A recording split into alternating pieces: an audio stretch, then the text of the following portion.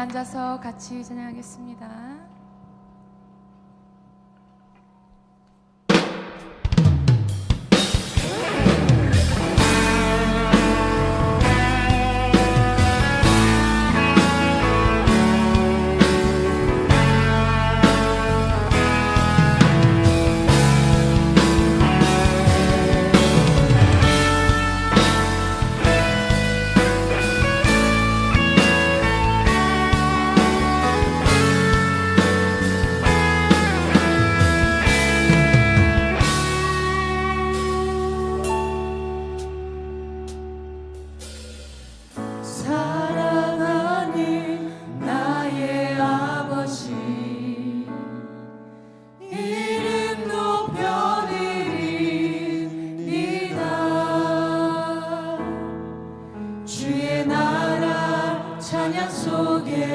임하시니 능력에 주께 찬송하네. 사랑하는 나의 아버지, 사랑하는 나의 아버지, 이름 높여드리이다.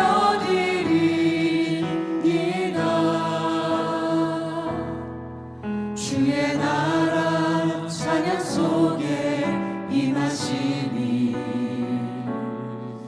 능력에 주께 찬송하네.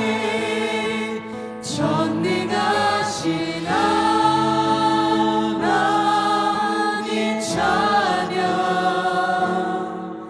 언제나 동일하신 주. 전능하신 하나님 찬양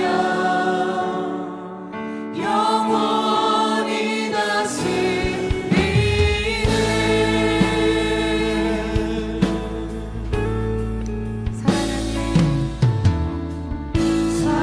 사랑하는 나의 아버지, 이름 높여드립니다.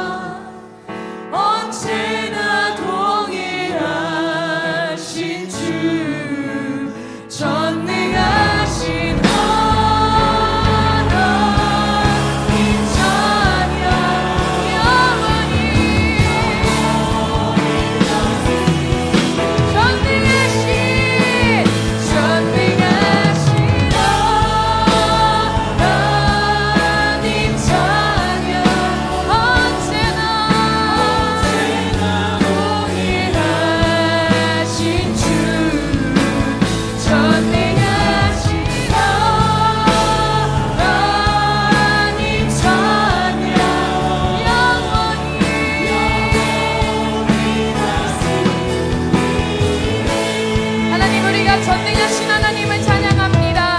우리의 찬양 속에 주의 나라가 임하는 줄로 믿습니다. 하나님의 이름을 높여드립니다. 우리 같이 기도합니다.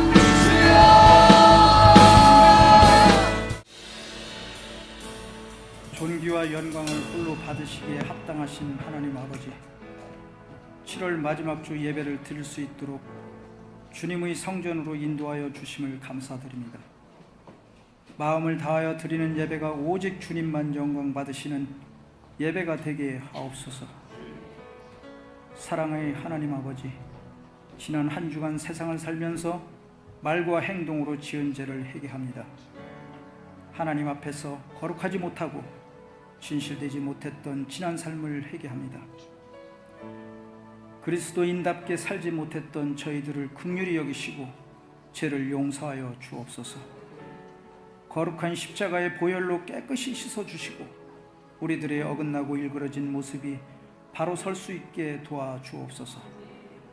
주님께서 우리에게 보여주신 사랑을 실천하며 예수님의 성품을 따라 살아가는 이 시대의 진정한 그리스도인이 될 수 있도록 이끌어 주옵소서. 우리의 신앙을 든든히 붙들어 주셔서 어떠한 환경에서도 흔들리지 않게 하시고 인내하고 기다리는 큰 믿음을 허락하여 주옵소서. 이 나라를 주관하시는 하나님 아버지, 대한민국의 하나님의 진리가 널리 전파되기를 간절히 기도합니다. 정치, 경제, 사회문화, 교육 모든 분야에 하나님께서 친히 임하시어 대통령을 비롯한 위정자들이 공의로우신 하나님을 경외하며 화합함으로 국정을 지혜롭게 이끌어가게 하옵소서. 지혜와 분별력을 주셔서 주님의 뜻을 따르는 정치를 펼치게 하시고 공정하고 투명한 사회를 만들어 가도록 인도하여 주옵소서. 긍휼과 자비가 풍성하신 하나님, 우리의 삶 가운데서 말씀을 잊지 않고 감사하며 살아가게 하옵소서. 우리가 씨를 뿌리고 물을 주지만 오직 자라게 하시고 열매 맺게 하시는 분은 하나님이심을 기억하게 하시고 모든 축복을 주시는 하나님께 감사하며 겸손한 마음으로 생활하게 하옵소서. 주님께서 주시는 힘으로 우리 모두가 몸과 마음의 건강을 지키며 이 여름을 잘 이겨낼 수 있게 하옵소서. 또한 여름 휴가철을 맞아 이동할 때에도 안전하게 지켜주시기를 기도합니다. 어떠한 사고나 위험에서도 주님의 보호하심으로 저희를 지켜주시고 모든 여정이 평안하고 즐거운 시간이 되게 하여 주옵소서. 우리 교회를 사랑하시는 하나님 아버지, 이 시간 단위에서 귀한 말씀을 전하시는 담임 목사님께 육체의 강건함과 성령 충만을 허락하시고 말씀을 듣는 우리의 마음 속에도 성령님이 찾아오시어 말씀을 통하여 우리를 향한 하나님의 마음을 깨닫게 하시고 꿈과 비전이 다시 살아나고 새 힘을 얻게 하옵소서. 예배를 통하여 하나님과 깊이 만나는 교제의 시간이 되게 하시고 참된 예배자의 삶을 살아가게 하옵소서. 목사님과 같은 말, 같은 마음, 같은 뜻으로 1500명의 셀리더를 세우고 150명의 선교사를 파송하는 두 날개로 날아오르는 건강한 교회가 되게 하옵소서.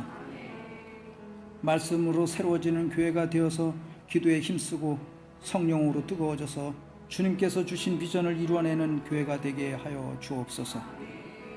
복음의 절대 능력을 주시고 영적인 지혜와 권세를 충만히 부어주셔서 각각의 임지에서 맡겨진 사명을 부족함 없이 감당하게 도와주옵소서.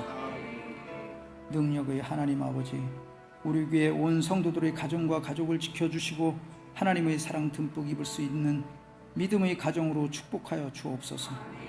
여러 가지 문제로 고민과 근심에 빠져 있는 성도들이 있으면 그들의 짐을 주님께서 대신 맡아 주시옵고 위로와 평안을 주시며 온전하게 쓰시는 주님의 은혜에 감사드리는 사랑스러운 믿음의 성도들이 되게 하여 주옵소서. 사랑의 주님, 오늘도 교회 여러 곳에서 충성봉사하는 주님의 선한 청지기들을 주님께서 일일이 기억하시고 그들의 손길을 붙잡아 주시고 합당한 은혜와 축복을 내려 주옵소서.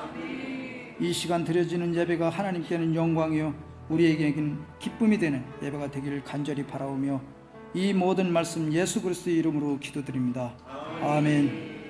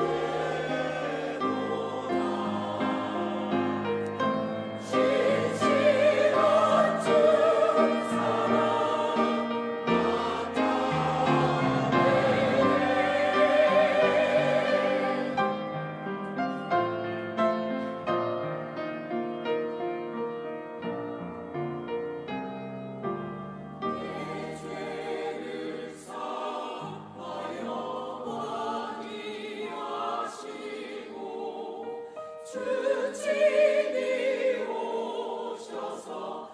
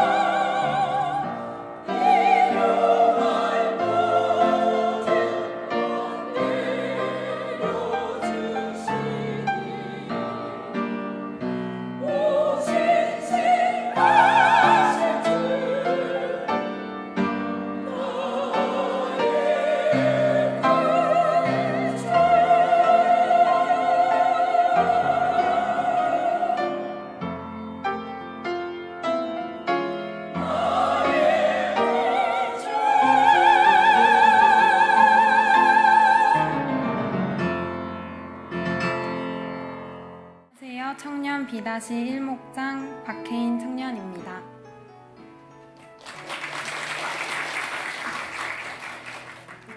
먼저 아무나 갈 수 없는 아울리치에 저를 부르시고 기적을 경험하게 하신 하나님께 감사합니다.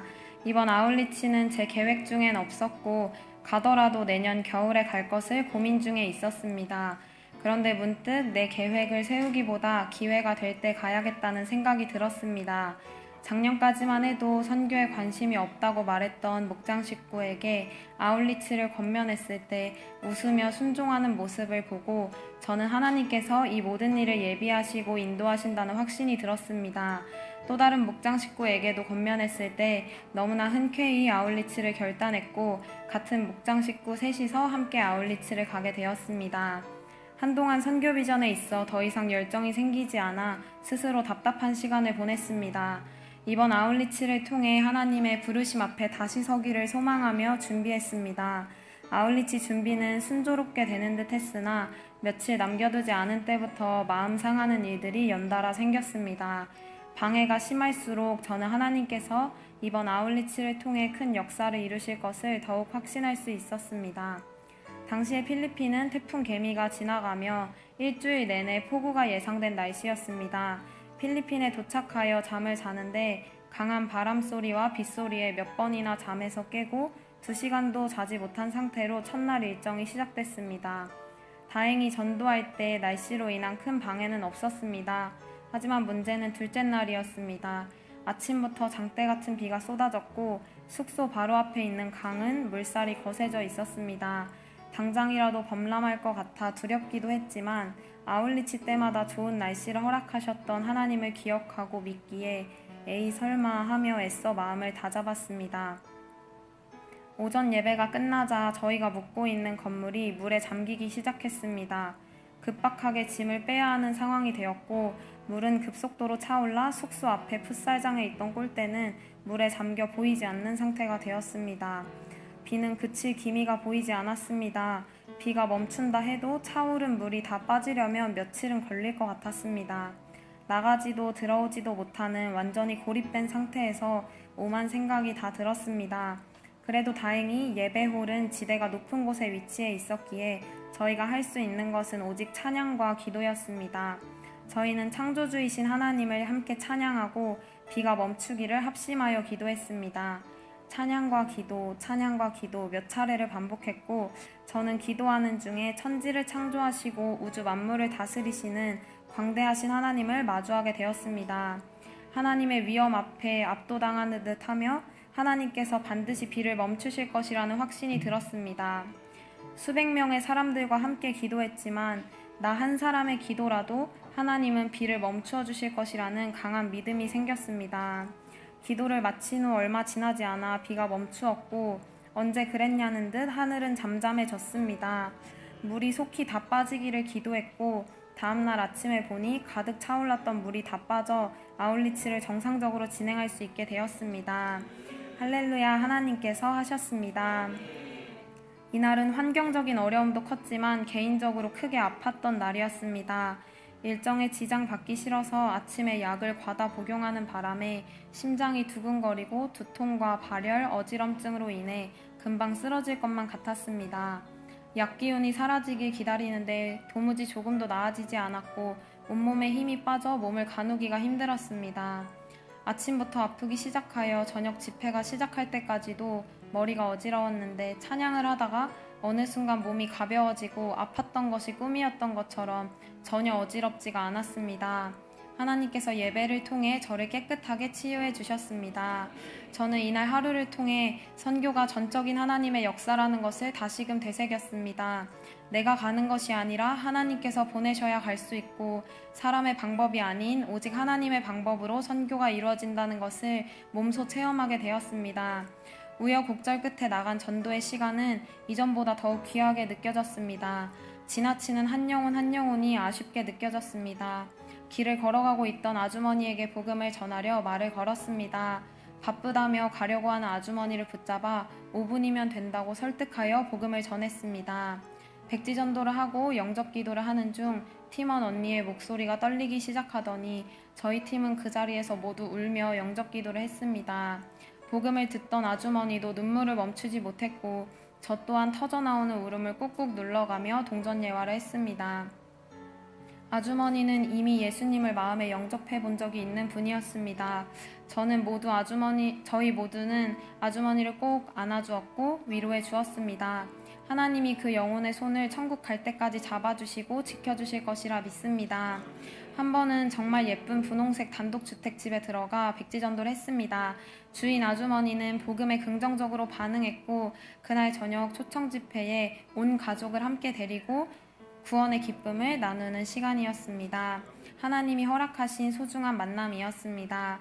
아울리치에서 복음을 전하며 제 안의 기쁨이 마르지 않는 샘물 되어 계속 넘쳐 흘렀습니다. 하나님께 쓰임받고 싶은 갈망이 제 속에서 터져 나왔습니다. 저는 코로나로 인해 현장에 나가지 못하고 온라인으로 선교했던 시간이 조금도 후회되거나 아쉽지 않습니다. 하나님께서 저에게만 허락하신 가장 소중한 시간이기 때문입니다. 하지만 그 이후로 저에게는 하나님께 헌신하는 일에 대한 두려움이 견고하게 자리를 잡았습니다. 올해 간사로서의 삶을 결단하기까지도 제 안에 두려움과 수없이 싸웠습니다. 그럼에도 불구하고 저는 하나님의 부르심을 기다리고 있었습니다. 하나님께서도 저를 부르시고 계심이 너무나 뚜렷했습니다. 이 아울리치가 나를 위해 준비된 것이구나 싶을 정도로 모든 순간이 제 마음을 두드렸습니다. 저는 앞으로 취업 등 여러 가지 중요한 일들을 앞두고 있습니다. 하나님, 제가 여기서 헌신하면 저 어떻게 되는 거예요? 정말 제 앞날이 전혀 그려지지 않아서 아무것도 모르겠지만 확실히 아는 것은 순종하면 하나님께서 인도하신다는 것이었습니다. 저는 하나님 앞에 솔직하게 기도했습니다. 저 하나님께 쓰임받고 싶어요. 근데 너무 무서워요.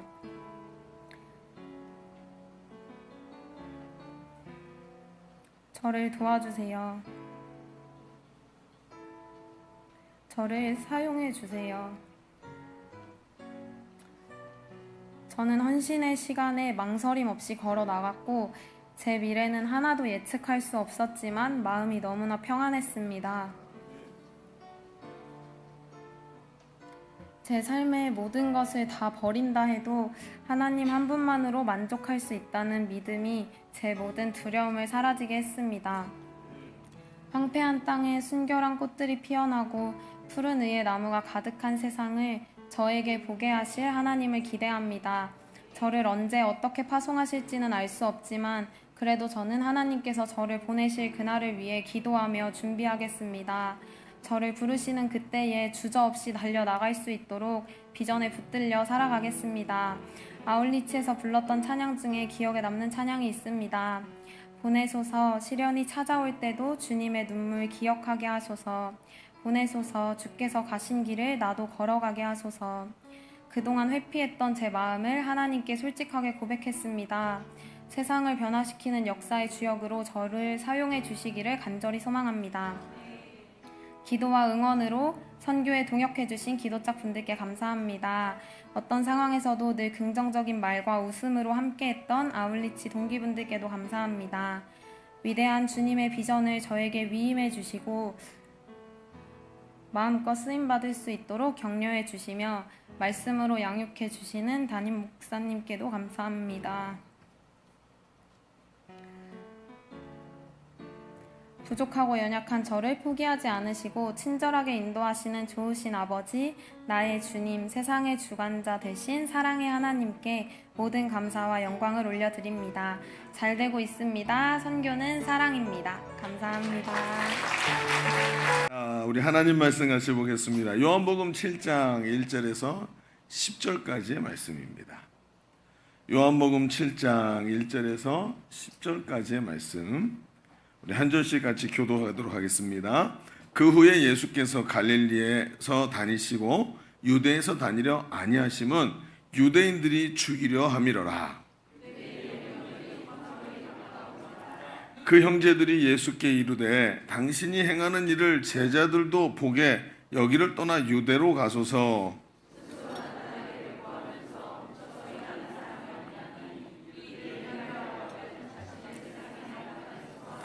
이는 그 형제들까지도 예수를 믿지 아니함이로라.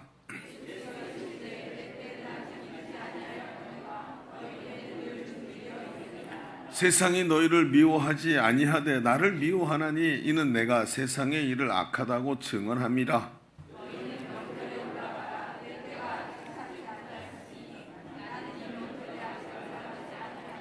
이 말씀을 하시고 갈릴리에 머물러 계시니라.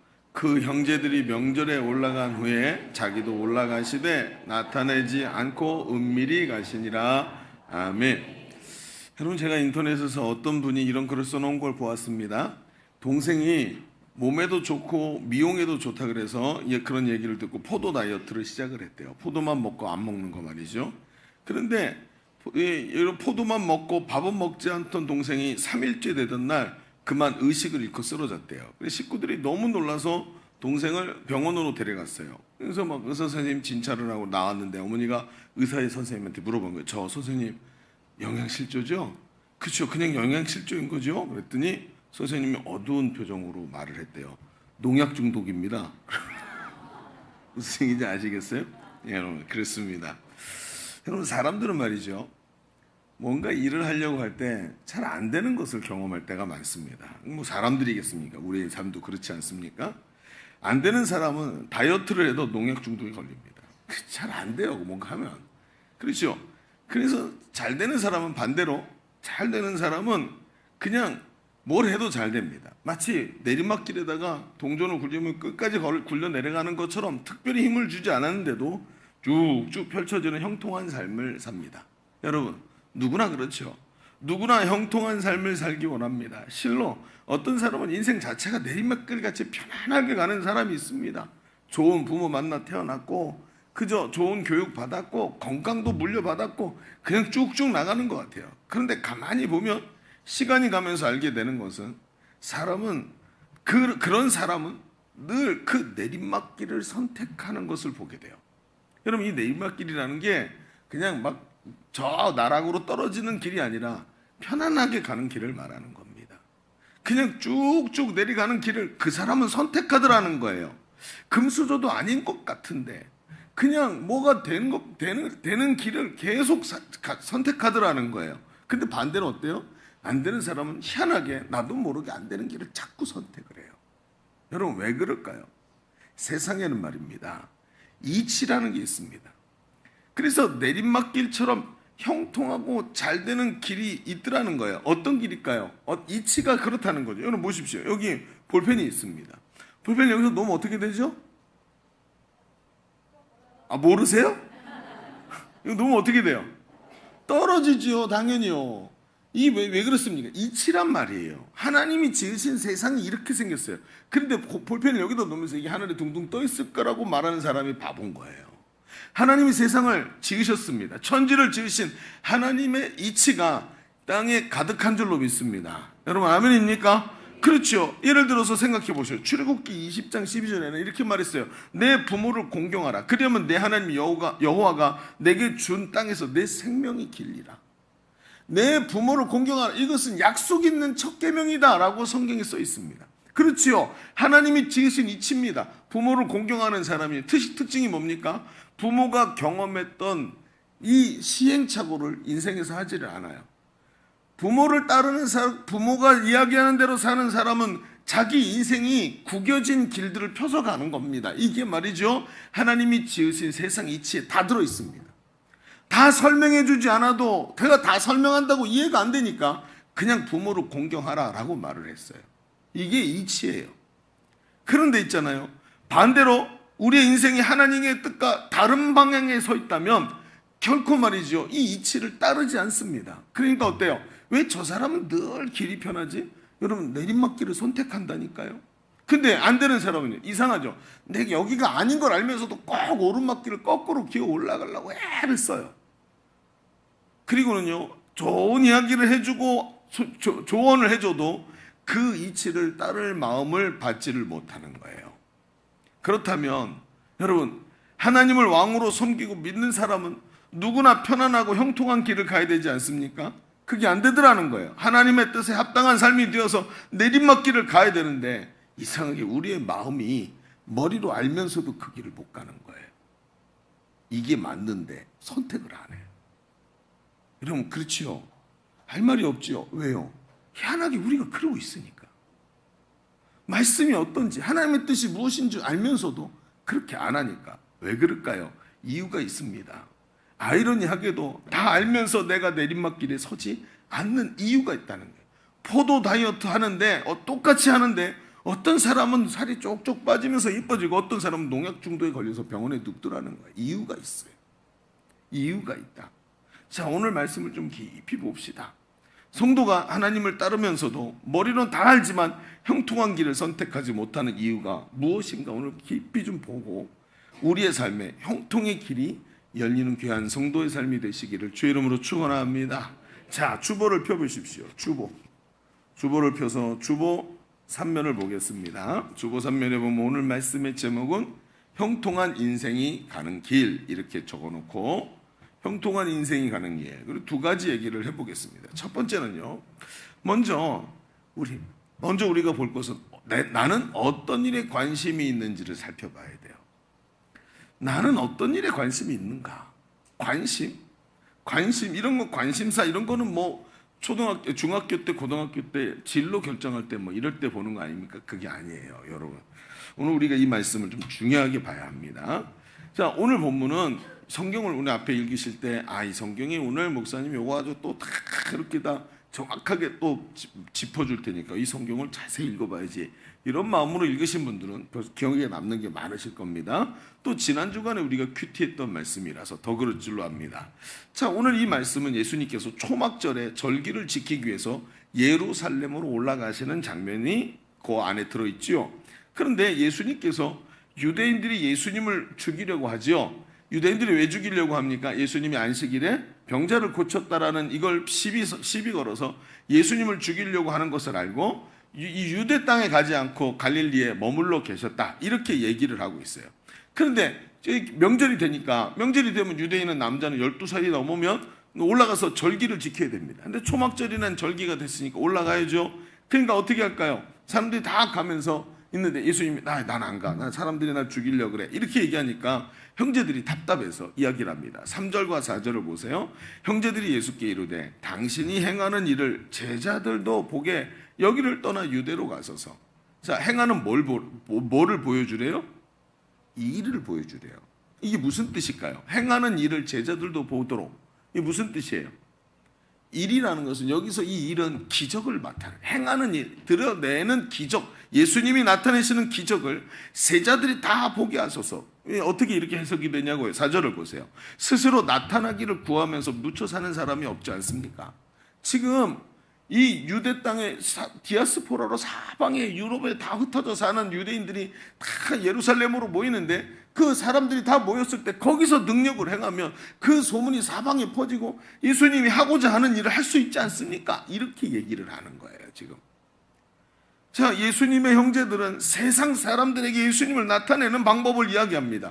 그 이야기는 명절에 흩어진 유대인들이 기적을 볼 수 있도록 해서 소문이 퍼지게 하라는 거예요. 그랬더니 예수님이 뭐라고 대답해요? 6절에 이렇게 대답을 하십니다. 6절 같이 읽어볼까요? 시작. 예수께서 이르시되 내 때는 아직 이르지 아니하였거니와 너희 때는 늘 준비되었느니라. 자, 예수님은 내 때가 이르지 아니하였대. 이걸 예수님이 어머니 마리아에게도 말씀하신 적이 있죠. 내 때가 이르지 아니하였나이다. 이게 무슨 뜻입니까? 예수님은 항상 그 때가 언제예요? 아버지의 때가 이르는 게 언제입니까? 십자가를 지고 겟세마네에서 이 자신의 살과 피를 다 내어주시면서 여러분 우리를 구원하시고 어둠의 권세, 죄의 권세를 이기시는 때인 줄로 믿습니다. 이 부활의 때, 십자가 사건의 때를 말하는 거예요. 모든 게 거기다 초점이 맞춰져 있어요. 하나님이 나를 보내신 이유를 알고 있었고 예수님은 그 일을 위해서 지금도 시간 하나님이 맞춰서 십자가에서 다 이루셨다. 모든 구약의 예언들이 그 줄이 십자가에서 딱 맞아 떨어지게 만든 그때, 그 하나님이 원하시는 그때에 자신을 제물로 드리는 그때를 말씀하시는 거예요. 자, 여기서 이제 보이는 게 있습니다.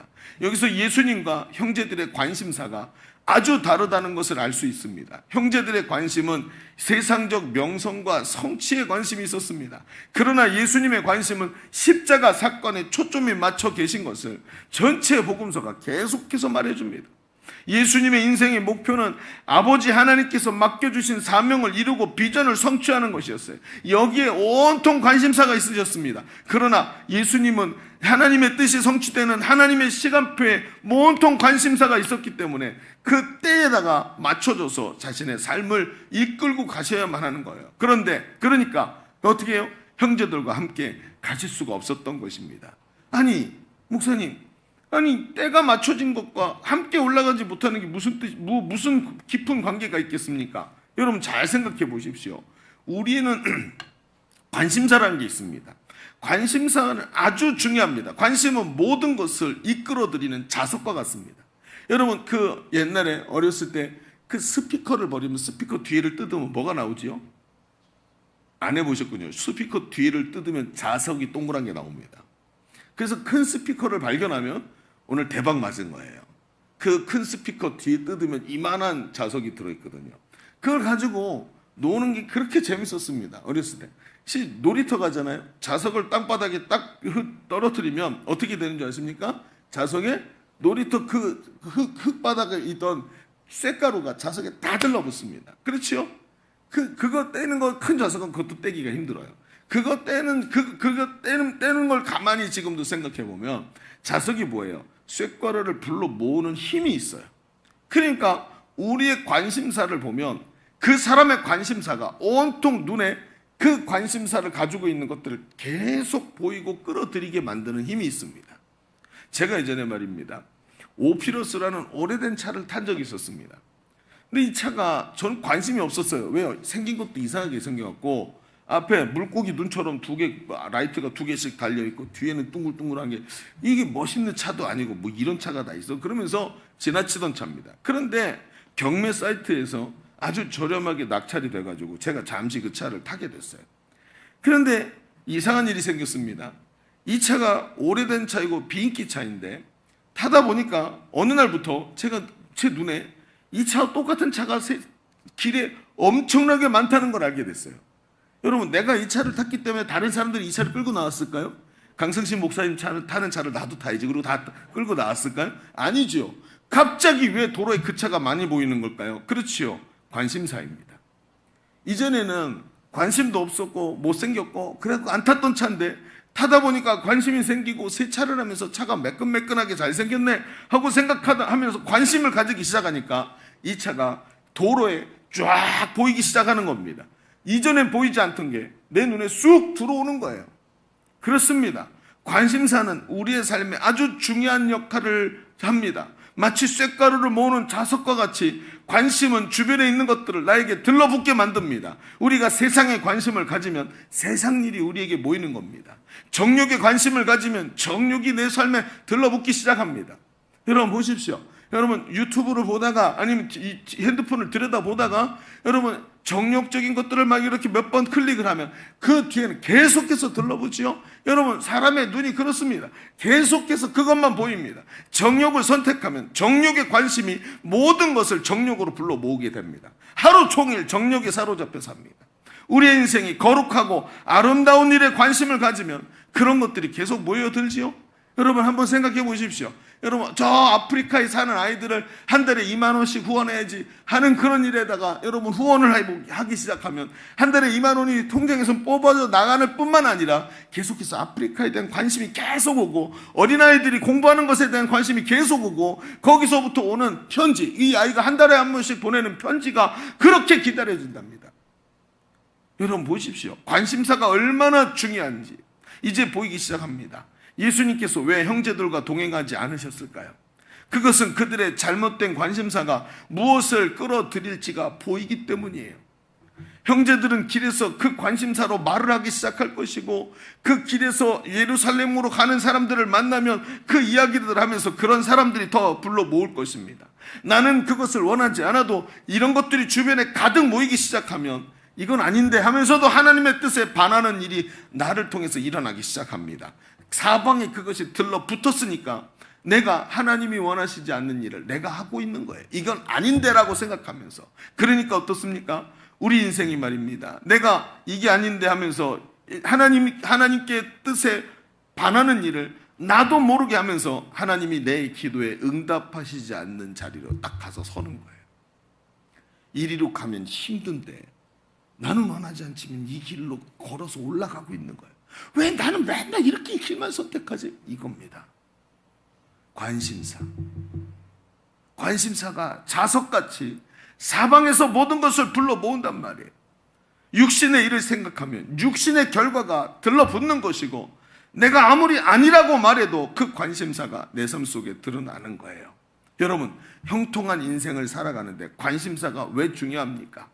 내가 하나님의 뜻을 따른다고 하지만 동시에 어떤 관심사를 가지고 있느냐에 따라 내 삶에 나타나는 모든 것이 달라지기 때문입니다. 마음으로는 하나님의 뜻을 따르지만 육신으로 관심사가 계속 나의 눈과 귀를 자극하면서 하나님의 뜻이 아니라 세상 것을 따르게 만듭니다. 여러분 아십니까? 거기다가 주보에다 이렇게 써놓으십시오. 눈과 귀는 마음의 창문이다. 이 한마디가 얼마나 중요한지 여러분 보십시오. 눈과 귀는 마음의 창문이에요. 눈과 귀가 모든 것을 받아들이는 마음의 창문이라는 것입니다.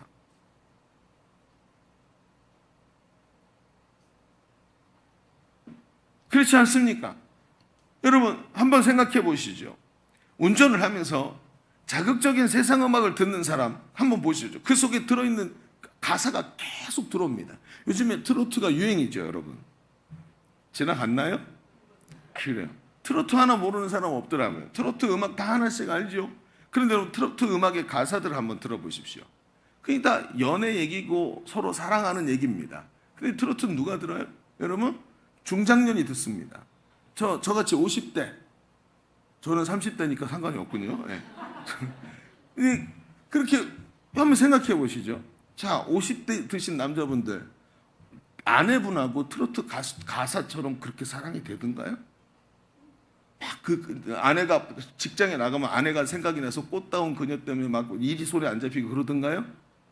트로트 가사를 한번 보십시오. 그렇죠? 아니죠. 그 가사는 그 노래는 중장년이 듣는데 그 가사는 20대, 30대가 하는 얘기. 20, 30대도 이런 가사가 없어요. 20대입니다. 또 한 사람 있죠. 뭐죠? 이제 막 불륜을 시작한 사람들의 마음속에 펼쳐지는 이야기입니다. 하루 종일 트로트 들어보십시오. 멀쩡하던 사람도 연애하고 싶어집니다. 관심사가 얼마나 중요한지 아시겠습니까? 이런 일이 벌어진단 말이에요. 정욕이 마음에 가득 들어찹니다. 반대로 찬양을 듣는 사람은 어떨까요? 하루 종일 찬양을 듣습니다. 들었던 찬양이 또 좋아서 듣고 가사가 마음속에 넘칩니다. 여러분 찬양은 조금 유치합니다. 우리 교회는 안 그렇죠? 오늘 찬양하는데 찬양이 얼마나 세련되고 멋지고 쫙쫙 뻗어나가는지 찬양이 은혜가 너무 되죠. 근데 이 찬양이 보통들 어떠냐면 찬양이 세상 음악보다는 살짝 유치해요. 음악적으로. 근데 그걸 듣다 보면 있잖아요. 유치해도 그걸 들으면 가사가 반복적으로 들어옵니다. 나중에 듣다 보면 그 가사가 남고 음악이 사라져버려요. 근데 그 가사가 마음속에 중심에 내 생각을 확 사로잡습니다. 하나님이 얼마나 좋으신 분인지, 하나님의 사랑이 얼마나 깊은지, 내가 좌절하고 쓰러졌을 때 하나님이 어떻게 나를 찾아오셨었는지 그게 막 새록새록 떠오르면서 늘 그 생각이 내 속에 넘치게 됩니다. 어떨까요, 여러분? 여러분, 마음속에 찬양 가사가 계속 나에게 자극을 줍니다. 어떤 분은 차에만 타면 극동방송을 틀어놓고 그 사운드도 좋지 않은 그 소리도 맹맹맹맹한 그 극동방송의 설교를 들어요. 설교를 계속 듣는데 그 설교가 누적되고 자기 믿음을 형성했대요. 수많은 목사님들의 설교가 자기 믿음을 만들었다고 그러는 거예요. 여러분, 어떤 사람은 여러분 핸드폰만 키면 낭독 성경을 듣습니다.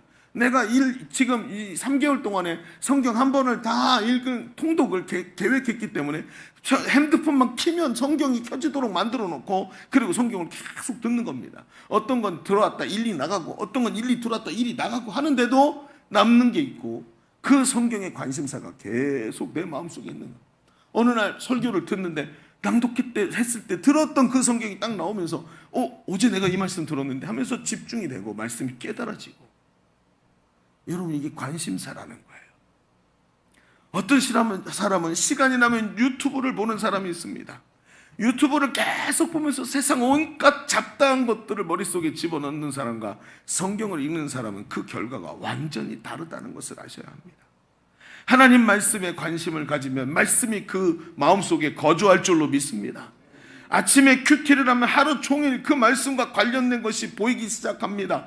읽으면서 묵상을 하고 깨달음을 적었기 때문에 그 깨달음이 생각이 나고 점점 깨달아지는데 저녁 때가 되면 하나님의 뜻이 선명하게 보입니다. 아침에 이것 때문에 나한테 이런 깨달음을 주셨구나. 깨달아지고 생각이 납니다. 요한일서 2장 15절을 보십시다. 여러분 같이 한번 읽어봅니다. 시작. 이 세상이나 세상에 있는 것들을 사랑하지 말라. 누구든지 세상을 사랑하면 아버지의 사랑이 그 안에 있지 아니하나니. 할렐루야. 성경이 뚜렷하게 말합니다. 어디에 관심사를 두느냐에 따라서 우리의 마음이 그렇게 달라진다는 거예요. 하나님의 뜻에 관심이 있고 말씀과 기도에 관심이 있는 사람은 그 속에 하나님의 뜻을 행하는 것이 모여듭니다. 여러분, 오늘 얘기를 들으셨죠? 아우니치 팀을 보십시오. 이번에 4사람밖에 못 갔습니다.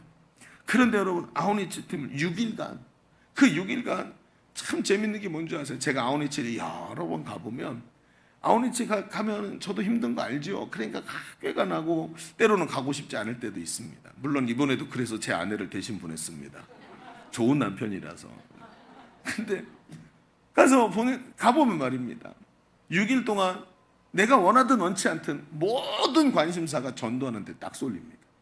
그 아침 비행기를 탈 때부터 시작해서 긴장을, 어떤 사람은 비행기 안에서도 그 플래시카드 뒤로 넘기면서 복음 전화 연습을 하는 거예요. 내가 해야 되니까. 그러면서 어떤 관심이 복음에, 그 복음에 하나라도 더 잘 설명하려고 애를 쓰는 거예요. 그러니까 어때요? 기도를 해도 뭘 해도 계속해서 복음 전하고 하나님의 뜻을 이루고 이걸 6일 동안 내내 생각합니다. 돌아오면 끝날까요? 여러분, 지금 어제 얘네 11시 몇 분에 도착했어요. 교회. 밤 11시에. 근데 어떻게 오늘 아침에 여러분 간증을 했을까요? 돌아오는 길에 간증 쓰도록 무조건 시키거든요. 그러니까 돌아올 때까지 주셨던 은혜들을 다시 리마인드하면서 6일 내내 이거를 해요. 그러니까 오늘 뭐라 그래요? 오늘 간증했던 자매가 하나님의 부르심이 분명인데 이게 사그라들어서 내가 하나님께 어떻게 쓰임 받는지도 모르겠고 영적으로 뜨거운 감정도 없고 그러니까 힘들었는데 거기서 6일 동안 집중하면서 관심사를 복음 전하는 데만 넣었더니 어떻대요? 오늘 뭐래요? 찬송하고 기도하고 찬송하고 기도하고 이것만 하면서 막 복음 전하고 찬송하고 기도하고 이걸 감당했더니 하나님의 살아계심이 자기 눈앞에 보이기 시작하더라. 여러분, 관심사가 이렇게 중요합니다. 여러분, 예수님의 모든 관심은 하나님의 뜻에 있으신 줄로 믿습니다. 그걸 관심사에다 넣으니까 하나님이 원하시는 일을 하셨고 하나님의 원하시는 일을 위해 자기 생명까지 내어드리려고 준비하시는 분이 되셨으니 모든 것이 여기에 보이는 거예요. 하나님의 모든 관심이 예수님께 가 있었고 하나님의 모든 능력이 예수님께 동원되는 것을 우리가 보게 된 이유가 바로 이겁니다. 여러분, 우리의 인생이 거룩하고 아름다운 일에 관심을 가지기를 주의 이름으로 축복합니다. 그러면 그런 것들이 모여드는 거예요. 하나님의 일에 관심을 가지면 하나님의 능력이 우리를 도와줍니다. 그러니 어떤 일이 벌어집니까? 앞에 형통한 길이 열리기 시작하는 것입니다. 이 원리를 여러분, 펜을 들고 여기서 놓으면 뚝 떨어지는 것을 알듯이 이 원리를 정확하게 기억하셔야 됩니다. 저는 우리 교회 모든 성도들이 하나님 옆에서 형통한 주의 자녀들 되시기를 주님의 이름으로 축복합니다. 자, 첫 번째 얘기를 정리해 봅시다. 우린 지금까지 형통한 인생이 가는 길은 하나님이 인정하시는 길이 되어야 된다라는 이런 전제로 말씀을 나누고 있습니다. 그렇지만 왜 그게 잘 안 될까? 그러면서 첫 번째, 관심사라는 이야기를 했어요. 하나님이 인정하시는 길을 가려고 하지만 관심사가 다른 데 있으면 육체가 그리로 움직인다는 것입니다. 관심사 쪽으로. 거룩한 관심사, 하나님이 기뻐하시는 관심사를 가지십시오. 그리고 내 마음과 뜻이 함께 하나님의 뜻을 향하여 움직이는 것을 볼 수 있는 그런 성도들이 되어야 하는 거예요. 그런데 있잖아요, 이 말씀을 읽다 보면 조금 이해가 잘 안 되는 장면이 나와요. 이 말씀을 이번에 큐티하신 분들은 쭉 읽다 보면 뒤에 가서 예수님의 행동 하나가 잘 이해가 안 돼요. 어떤 거냐면 이 말씀은 우리가 읽으면서 나왔지만 예수님은 결국 형제들에게 내가 올라가지 않겠다고 말해놓고는 결국 예루살렘으로 올라가세요. 뒤늦게. 이상하죠? 아이러니입니다. 아니, 사람들이 많이 모이는 일에 관심이 없으시다고 말씀하시더니 결국 예루살렘에 올라가셨다고요? 예. 아니, 이게 뭐예요? 사람들이 많이 모이는 것에 관심이 없고 그냥 하나님의 뜻을 행한다 그러더니 결국은 형제들과 안 가고 다른 길로 삥 돌아가지고 뒤늦게 사람들 모이는 예루살렘으로 올라가셨다는 거예요. 이대로 넘어가면 이 말씀에 대한 신뢰가 좀 낮춰지게 됩니다. 우리는 여기서 예수님께서 형제들과 함께 가시 않으신 이유를 좀 생각을 해봐야 됩니다. 자, 여기다가 이렇게 한번 써보죠. 거기다가 주부에다 하나 써놓으세요. 뭐라고요? 자, 두 번째 얘기가 아니에요. 관심은 행동이라는 결과로 나타난다라고 한번 써보십시오. 조금 전에 쓴데 조금 전에 뭐라고 썼죠? 그렇죠. 지금 쓴 거는 그 밑에다가 관심은 행동이라는 결과로 나타난다. 자, 그러면 이런 전제들을 가지고 예수님의 행동을 잘 살펴보면 뭐가 보이는 게 있을 거예요. 자, 이번엔 두 번째 얘기로 넘어가면서 이 앞에 있는 질문들을 좀 해결하면서 두 번째 얘기를 봅시다. 두 번째, 우리의 행동이 말해주는 우리 마음의 벽을 점검해 봐야 돼요. 자, 두 번째 얘기를 좀 해봅시다. 우리에게 예수님의 행동에 대한 오해가 좀 하나 있는데 왜 그러냐면 분명히 우리의 관심사가 행동을 유발한다 그랬잖아요. 그렇죠? 그런데 이 관심은 행동이라는 결과로 나타난다는 거예요. 이 얘기를 좀 해봅시다. 자, 본문을 좀 볼 텐데 예수님은 형제들과 다른 길로 뒤늦게 예루살렘 성전에 올라가셨다 그랬죠. 자, 그러면 거기서 무슨 일을 하셨는지 봐야 되겠죠. 요한복음 7장 우리가 10절까지 봤는데 그 뒤에 있는 14절, 15절 두 절을 함께 보겠습니다. 14절과 15절을 같이 볼게요. 자, 같이 읽습니다. 시작. 이미 명절의 중간이 되어 예수께서 성전에 올라가사 가르치시더니 유대인들이 놀랍게 여겨 이르되 이 사람은 배우지 아니하였거늘 어떻게 그를 아느냐 하니. 자, 여기엔 여러 가지 좀 설명이 필요합니다. 자, 예수님이 성전에 올라가신 이유를 지금 찾으셨습니까? 못 찾으셨어요? 예수님이 성전에 왜 형제들과 같이 안 가고 예수님이 안 간다 그래 놓고 왜 성전에 올라가셨죠? 가서 무슨 일을 하셨대요? 가르치셨대요. 가르치셨다. 제가 이 옷이 밝아서 잘 안 보이나요? 이게? 이렇게? 그렇죠? 가르치셨대요. 중요한 얘기입니다. 자, 무슨 얘기일까요? 여러분, 예수님은 기적을 일으키신 것이 아니라 사람들을 모아놓고 가르치셨대요. 이유가 있어요. 보세요. 예수님이 가르치셨더니 유대인들이 예수님을 보면 놀랍게 여겼대요. 왜요? 이 배우지 아닌 사람이 어떻게 글을 아느냐? 예수님이 글을 몰랐을까요? 이 무슨 뜻이냐면요, 이 당시 유대인들은 바벨론 포로에서 귀환한 지 이렇게 400년 정도가 되었어요. 근데 바벨론 포로 기간이 70년이었단 말이에요. 근데 70년 동안 성전 무너지고 율법 사라지고, 그 다음에요, 이 사람들이 대가 한 2, 3대 정도 거기서 거듭되면서 히브리어를 모르는 사람들이 되어버렸어요. 그래갖고 이 어려운 히브리어가 아니라 예수님 시대에 쓰던 일상어가 아람어였어요. 예수님은 히브리어를 쓰지 않으셨습니다. 예수님은 아람어를 쓰셨어요. 그래서 언어가 다른 거예요. 그러다 보니까 어떤 일이 벌어져야 되냐면, 히브리어를 모르고 율법을 모르니까 이 시대에 뭘 해요? 이 사람들한테 율법을 가르치고 율법이 기록된 히브리어를 번역해 줄 사람이 필요한데, 이 사람들을 뭐라고 불렀냐면 서기관이라고 불렀던 거예요. 그런데 이 서기관들이 꼭 필요했던 거죠, 곳곳에. 그래서 예수님 시대에 서기관들이 많았어요. 근데 예수님께서 서기관들을 막 나무라시죠. 왜 그랬을까요? 율법을 가르쳐 줘야 되는데 그들은 하나님의 뜻을 가르치기보다 율법의 체계를 가르쳤어요. 그래서 율법에 들어있는 하나님의 마음은 모르고 율법의 율법주의, 율법이라는 개념 자체가 이 사람들의 가치관이 돼버린 거예요. 무슨 얘기냐? 여러분, 지금도 말이죠.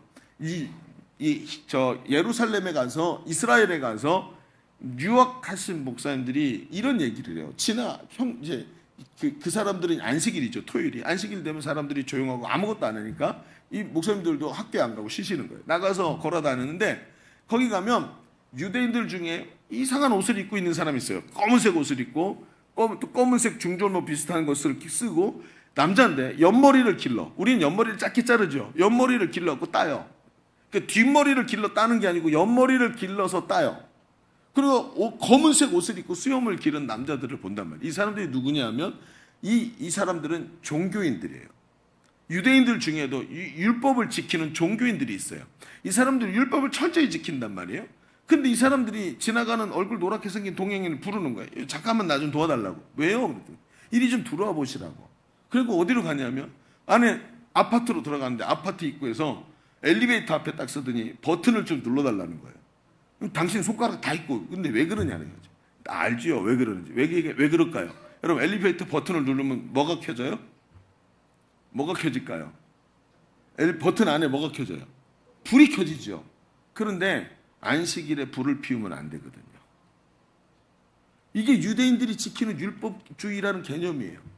그러니까 율법을 지키는 데는 하나님이 율법을 지키는 것을 기뻐하시고, 율법이 우리를 죄에서 우리를 분리시켜 주기 위한 방책이니까 율법이 그 하나님의 마음을 받아야 되는데, 이 서기관이라는 사람들이 율법주의를 만들어내는 거예요. 자기는 뭐예요? 하나님의 마음은 모르고 율법만 가지고 얘기를 하니까 사람들이, 예수님이 뭐라 했어요? 저들은 사람들에게 등에다가 엄청난 짐을 지으면서 자기들은 하나도 지키지 않는다. 이게 예수님의 비난이었죠. 예수님의 지적이었단 말이에요. 그러니 보세요. 예수님이 성전에 올라가셨어요. 올라가셔서 능력을 행하시는 게 아니라 뭘 하시는 거예요 지금요? 가르치시는 거예요. 그래서 얘들아, 그게 아니야. 하나님의 마음은 그게 아니야. 그러면서 막 가슴이 뜨거워서 가르치시는 거예요. 아까 뭐라 그랬죠? 관심은 행동이라는 결과를 나타낸다 그랬죠. 성경은 예수님이 가지신 하나님의 뜻에 대한 관심을 넘어서 열심으로 변하고 있는 모습을 보입니다. 행동, 그러니까 그 행동이 뭐예요? 하나님의 뜻에 관심을 가지니까 가르침이라는 행동의 결과로 나타나는 거예요. 그러면서 예수님이 그 앞에 있는, 예수님을 지금 희한하게 바라보고 있는 유대인들에게 한 가지 지적을 하시면서 그들의 생각을 깨우쳐내시는 것을 오늘 우리가 보게 되는데, 예수님은 자신이 스스로 말하지 않고 아버지께로부터 온 것을 말씀하신다고 얘기를 해요. 왜요? 지금 너는 글을 안 배웠는데 어떻게 아냐? 나는 세상에서 배운 게 아니고 아버지가 보여주신 것을 말한다 라고 얘기하면서 유대인들이 얼마나 강력한 편견에 사로잡혀 있는지를 증명해 주시는데, 예수님께서 안식일의 병자를 고친 것으로 인해서 유대인들이 예수님을 죽이려는 명분으로 삼고 예수님을 죽이려고 하는 걸 알고 계셨죠? 그러면서 저들이 모세의 율법을 중요하게 생각하면서 할례를 행하기 위해서 안식일을 범하는 일에 대해서 예수님 딱 꼬집으시는 거예요. 자, 성경을 한 구절 읽어볼까요? 요한복음 7장 23절. 오늘 말씀 좀 어렵죠? 잘 모르겠어요? 자, 이제부터 잘 들으셔야, 요걸 이해하시면 다 됩니다. 자, 보십시다. 23절을 함께 읽어보겠습니다. 시작. 모세의 율법을 범하지 아니하려고 사람이 안식일에도 할례를 받는 일이 있거든 내가 안식일에 사람의 전신을 건전하게 한 것으로 너희가 내게 노여야 하느냐. 자, 보세요. 행동은, 이 사람의 관심이 행동을 유발시킨다 그랬죠. 근데 유대인들을 보세요. 뭐라고요? 모세의 율법을 지킨다고 말해서 할례를 행한대요. 모세가 할례를 시켰으니까 할례를 행하는 게 하나님의 뜻이라고 하면서 안식일을 범하지. 근데 그 안식일에도 할례를 하면 안 되는데 안식일에도 할례를 하면서 이거는 하나님이 기뻐하시니까 안식일에 해도 돼 라고 말하지. 그런데 너희는 내가 안식일에 하나님이 기뻐하시는 이 병든 자를 고치는 것을 너희는 왜 미워하고 왜 그것 때문에 노여워하느냐 하면서 그들의 마음속에 들어있는 편견이 하나님 앞에서 자신들의 행동을 제어하고 있는 것을 꼭 집으시는 거예요. 뭐라고요? 자, 여기 오늘 말씀을 깊이 들어보니 이 대목이 굉장히 충격적이에요. 너는 지금 하나님의 뜻을 행해야 된다고 말하지. 그리고 하나님의 뜻을 마음에 품었으니까 그 행동을 한다고 말하지. 그런데 네 행동이 하나님의 뜻과 전혀 관계없는 이유가 뭔지 아니? 너는 지금 편견에 사로잡혀 있고 콱 집어버리시는 거예요. 지금 편견은 우리의 관심을 무색하게 만들어요. 여러분, 관심을 가지고 있으면 하나님의 뜻을 행해야 되는데 관심을 가지면서도 편견을 갖고 있으니까 하나님의 뜻을 행하지 않는 유대인들의 모습이 눈앞에 펼쳐지고 있는 거예요. 그래서 분명히 관심이 행동이라는 결과를 만들어내지만 관심과 다른 우리의 행동은 누적된 편견에서 나올 때가 굉장히 많다는 것입니다. 여러분, 하나님의 뜻을 알면서 행하지 않는 것은 세상의 편견이 우리 속에 뱀처럼 또아리를 틀고 있을 때가 많기 때문에 그래요. 여러분 한번 들어보십시오. 한때 대한민국 국회의원의 50%에 가까운 사람들이 자기 스스로 나는 기독교인이다 라고 얘기했습니다. 그렇죠? 대한민국 국회의 50%면 과반수입니다. 그렇죠? 그러면 국회가 정하는 법은 거의 대부분 성경적이어야 합니다. 그런데 보십시오. 국회가 정하는 법이 반성경적인 차별금지법을 막지 않고 여러분 반성경적이고 반기독교적인 그런 이야기들을 법제화시키지 않는 이유가 뭘까요? 왜 그게 그렇게 힘들까요? 왜 그럴까요? 성경보다 자신이 속한 당리당략에 훨씬 깊은 생각을 가지고 있기 때문에 이 생각 편견을 절대화시켰기 때문이라는 거예요. 여러분, 반복되는 생각, 이 편견이 들어오니까 하나님의 뜻이 뭔 줄 알면서도 그 편견이 딱 가로막고 하나님의 뜻을 행하지 않더라는 거예요. 여러분, 너무 먼 얘기인가요? 나는 국회의원이 아니니까 한번 얘기해 봅시다. 주일 성수 어떠십니까? 주일 성수는 하나님을 믿는 사람들이 당연히 해야 될 일이라는 걸 구약도 말하고 신약도 말합니다. 당연한 겁니다. 안 하면 안 되는 거예요. 우리가 숨 쉬지 않고 사는 사람이 없듯이 밥 안 먹고 사는 사람이 없듯이 매일 밥을 먹어야 하듯이 주일 성수는 매주 우리에게 필수적인 것인 줄로 믿습니다. 왜요? 우리 내면의 가치관이니까, 정체성이니까. 미국 사람들은 말이죠, 결혼하면 결혼 반지를 절대로 빼지 않습니다. 이거 빼는 즉시 바람피로 나가겠다는 뜻이에요. 절대로 안 뺍니다. 여러분, 예배 시간을 일주일에 내가 매주 예배하는데 하루쯤 빠지면서 우상을 숭배하러 나가는 거예요. 이건 이미 마음속에 다른 게 들어있는 겁니다. 그래서 주일 성수는 당연한 거래. 그런데 일이 딱 닥치면 어떻게 되죠? 직장에서 바빠, 급해, 빨리 와야 돼. 부르면 어떡하죠? 이죠, 선택의 문제가 딱 생기는 거예요. 왜요? 이 직장의 문제는, 내 사업의 문제는 나 말고는 해결할 사람이 없다라고 생각을 해요. 하나님도 이 문제는 풀어내지 못해 라고 생각하는 어마어마한 편견에 잡혀 있는 거예요. 여러분, 성경에 뭐라고 써 있습니까? 여러분, 빠른 경주자라고 먼저 도착하는 게 아니고 힘 있는 사람이라고 식물을 얻는 것이 아니라 이 모든 시기와 우연이 그 사람에게 임하여야 하리라. 시기와 우연의 주인이 누구예요? 하나님이시란 말이에요. 하나님이 하시면 됩니다. 근데 이상하지요? 이건 내가 꼭 해야 된다고 생각하면서 나 말고는 해결할 사람이 없어서 내가 꼭 가야 되는 거예요. 그리고 하나님과의 만나야 되는 주일 성수가 딱 끊어집니다. 왜 그럴까요? 편견. 여러분, 대한민국에 예수 믿는 사람 중에 참 많은 여자분들이 권사님이라는 호칭을 달고 있습니다. 여러분, 그거 아십니까? 점집의 무당들이 하는 말이 내 고객 중에 30%는 교회 권사님이야, 이렇게 말한다. 내 고객 중에 30%가 교회 권사님이다. 여러분, 어떻게 생각하십니까? 이유가 있습니다. 여러분, 한국교회가 고질적인 병폐가 하나 있는데 그게 뭐냐면 기독교의 복음과 샤머니즘 두 개가 짬뽕이 돼 있어요. 샤머니즘과 복음을 분리해내지 못하고 그게 함께 들어와서 짬뽕이 됐습니다. 그러다 보니까 어때요? 점집, 타로집을 찾아가요. 왜? 예수 믿는 이유가 뭐냐면 내가 잘 돼야 되기 때문에. 복 받고 나 하나 잘 되는 것이 내 신앙생활의 목적입니다. 그러니까 어때요? 내가 잘 되려니까 하나님도 나를 도와주시지만 내가 정말 급할 때는 하나님 말고 다른 거 비슷하게 보이는 것, 다른 거를 통해서라도 내가 잘 되고 내가 형통하고 내가 복 받으면 되기 때문에 이게 신앙의 동기가 될 때 여러분, 복음은 모르고 이 일들이 벌어지는 거예요. 그러니 내 자식이 잘 되는 일에 좀 달라도 비슷해 보이는 점집에서 미래를 알아보려고 하는 겁니다. 여러분, 아니에요. 이건 사주팔자 운명에 자기를 얽매이는 노예가 되는 겁니다. 여러분, 노예가 돼서 도둑질 당하고 죽임 당하고 멸망당하는 길로 들어가는 거예요. 여러분, 이제 한번 이야기를 딱 멈추고 생각해 보십시다. 여러분, 믿는 성도들이 왜 삶의 형통의 길이 열리지 않는지 아시겠습니까? 자기 중심적인 편견의 벽에 내 마음속에 탁 갇혀 있으니까 머리로는 하나님의 뜻을 알지만 관심도 있지만 내 행동이 쉽게 그리로 가지를 못하는 거예요. 행동을 하면 분명히 관심사는 행동을 불러일으키는 건데 나는 그 행동을 하고 싶지만 그 관심사를 가지고 있지만 내 마음속에 편견이 딱 들어오니까 내가 마음을 먹은 대로 안 되더라는 것입니다. 오래된 뿌리가 깊은 편견, 이런 것들이 내 마음을 가로막고 있더라는 것입니다. 하나님의 축복의 자리로 가야 하는 걸 아는데 머리로 알면서도 몸이 움직이질 않는 거예요. 그런데 여러분 아십니까? 하나님은 우리의 이런 연약함을 알고 계십니다. 그래서 주님이 말씀하셨는 거예요. 얘야, 내가 이제 가야 돼.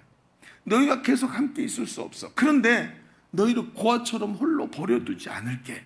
그러면서 이렇게 말씀하세요. 요한복음 14장 15절에 이렇게 말해요. 너희가 나를 사랑하면 내 계명을 지키리라.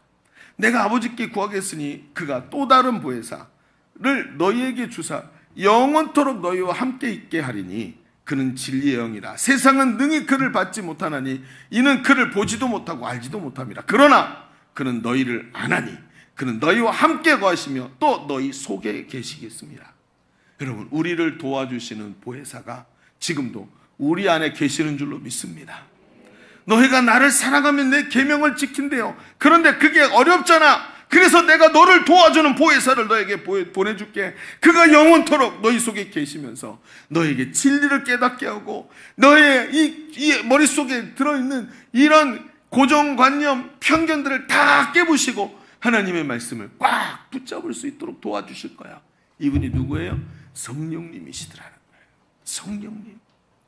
여러분, 성도가 오늘도 그 편견의 벽을 깨부수도록 공성태를 가지고 철저하게 쌓아놓은 그 성을, 높은 성을 공성태를 가지고 꽝 쳐서 무너뜨리는 것처럼 오늘도 우리 속에 있는 편견을 하나님이 무너뜨리실 줄로 믿습니다. 이걸 무너뜨리고 오늘 우리가 하나님의 뜻을 따라 움직일 수 있도록 도와주시는 분, 복음의 진리를 깨닫게 하시는 분, 우리가 하나님의 은혜를 오늘도 누리게 하시는 분이 성령이시라는 거예요. 성경에 본 말입니다. 베드로가 성전 미문에 안전뱅이를 익히는 장면이 보입니다. 베드로가 어떤 사람이지요? 여러분, 예수님과 함께 혁명을 일으키려고 허리에다가 군인들이 차는 검을 숨겨갖고 다니던 사람이었습니다.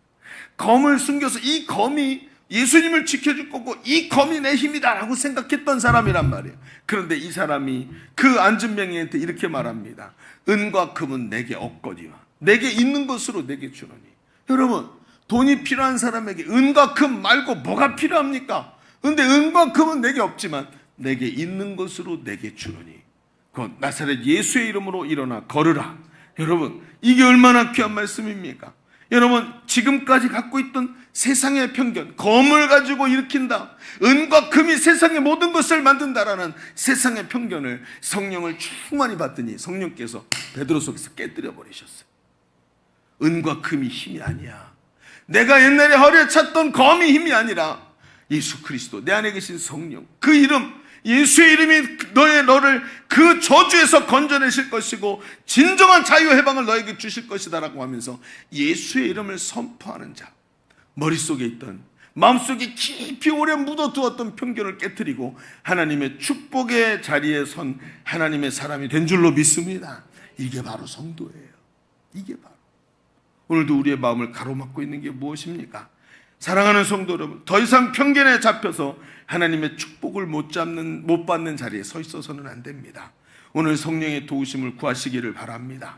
편견을 무너뜨리고 하나님이 기뻐하시는 자녀 되어서 형통의 길에 서 있는 성도들 다 되시기를 주의 이름으로 축원합니다. 축원합니다. 우리 같이 한번 기도하겠습니다. 하나님, 오늘 이 말씀을 깨닫게 하시니 감사합니다. 형통한 축복을 누려야 되는데 우리의 관심사가, 우리의 마음속에 들어있는 이 편견들이 우리를 가로막고 있습니다. 성령님 오셔서 나의 마음을 열어 주옵소서. 편견의 벽들이 깨지게 하여 주시옵시고 참으로 복음이 깨달아지도록 주님 역사하여 주옵소서. 주님 한번 외치고 기도합니다. 주여. 할렐루야. 아버지 하나님, 오늘 말씀을 깨닫게 하시니 감사합니다. 부어주시고 기름 부어주시니 감사합니다.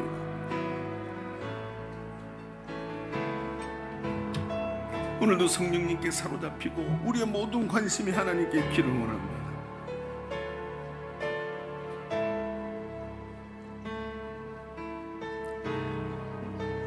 우리 다시 한번 기도합시다. 여러분, 오른손을 가슴에 얹으시기를 바랍니다.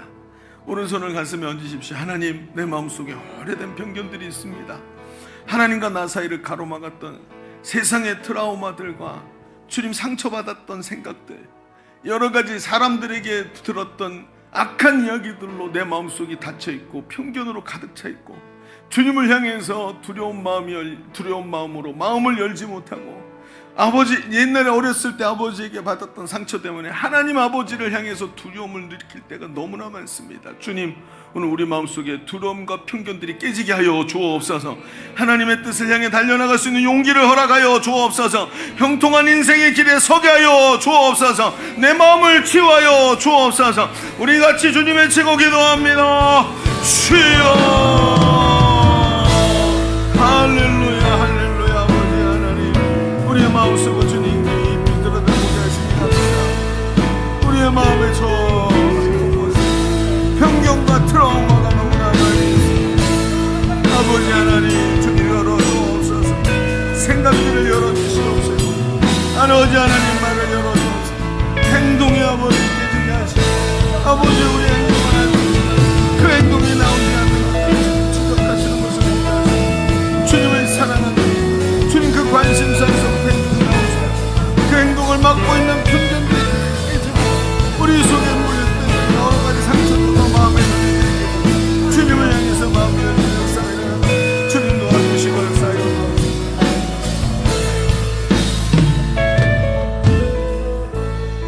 하나님, 우리의 마음속 깊은 곳에 언제 들어왔는지 알지 못하는 벽이 들어와서 하나님 앞에 꽉 쳐져 있는 것을 봅니다. 교회 잘 나왔고 신앙생활 잘했다고 생각했는데 어느 날부터 우리 속에 마음에 편견이 들어와 있고 트라우마가 생기고 하나님께 마음을 열지 못하는, 주께서 그렇게 하나님 말씀하셔도 우리의 마음속에 행위가 나오지 못하도록 막고 있는 이 트라우마들, 하나님 주님께서 오늘 치유하여 주시기를 간절히 원합니다.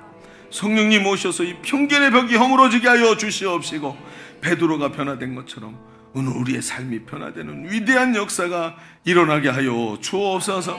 우리 성도들 형통한 인생길 가게 하여 주시옵시고, 마치 내리막에서 힘주지 않아도 공이 대굴대굴 굴러내려가는 것처럼 하나님 앞에서 주시는 형통의 길을 걸어가는 귀한 성도의 삶이 되게 하여 주옵소서. 함께 하시니 감사하며 예수님의 이름으로 기도하옵나이다. 아멘. 우리 하나님께 감사의 박수 올려드리겠습니다. 아멘.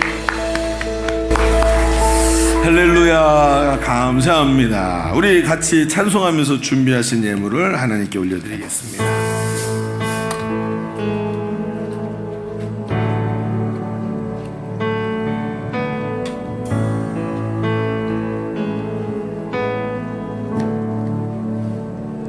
사랑해요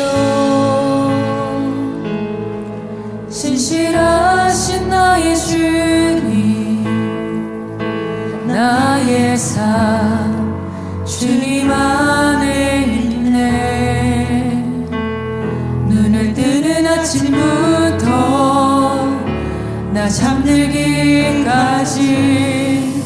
오선하신 주를 노래하리 사랑해요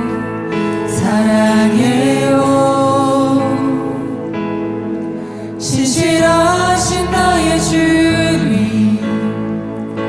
나의 삶 주님 안에 있네 눈을 뜨는 아침부터 나 잠들기까지 오선하신 주를 노래하리 신실하신 나의 주님 나의 삶을 인도하셨네 나의 모든 오해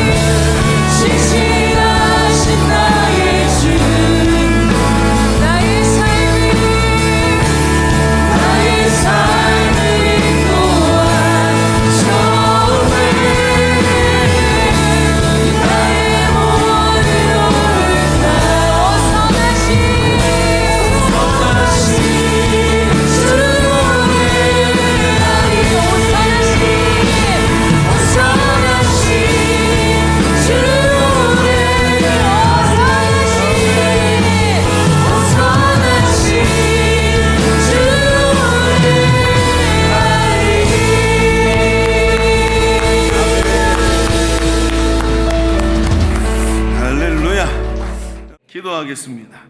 하나님 감사합니다. 오늘 이렇게 귀한 날 예배하게 하시고 하나님의 말씀 앞에 무릎을 딱 꿇을 수 있게 하시니 감사합니다. 하나님은 선하신 분이요 우리에게 형통의 길을 열어가시는 분인데 오늘도 내 속에 들어있는 수많은 편견들이 우리의 행위를 막고 있고 하나님 앞에 귀한 관심사를 가지고도 우리 행위들이 막혀있는 것을 볼 때 너무나 안타까울 수밖에 없습니다. 주님, 편견을 이겨내게 하여 주시옵시고 성령의 도우심을 받아 오늘도 날마다 우리의 자리에서 일어나서 한 걸음 더 높은 곳을 향해 달려나가는 성도의 삶이 되게 하여 주옵소서. 하나님 앞에 예배하면서 귀한 예물을 구별해서 주님께 올려드렸습니다. 10의 1을 구별해 하나님께 올려드리고 많은 것에 감사하는 것들을 하나하나 조목조목 주께 올려드린 귀한 손길들을 기억하시며 비전 씨앗을 하나님 뿌려가면서 자녀들을 위해서 기도하고 목장에서 여러 모양으로 이런저런 모양으로 하나님께 올려드린 귀한 예물들 주님 받으시고 하나님 그 향기를 맡으시며 그 중심을 보시고 두 손을 들어 축복하여 주옵소서. 가는 길을 형통하게 열어 주시옵시며 하나님 영광이 떠나지 않고 함께 하시는 아름다운 삶들이 되도록 한 주간의 삶을 주님 붙잡아 주옵소서. 이제는 우리 구주 예수 그리스도의 은혜와 아버지 하나님의 지극하시고 만극하신 사랑하심과 성령님이 우리와 함께 하시고 내주하시며 형통케 하시는 은혜가 오늘 모여 예배하는 모든 주의 사랑하는 자녀들 머리머리 위에 저들의 삶과 가정과 손으로 하는 일들 위해 주가 핏값으로 사신 주님의 몸된 교회 위에 이제로부터 영원토록 함께 계시기를 간절히 축원하옵나이다. 아멘.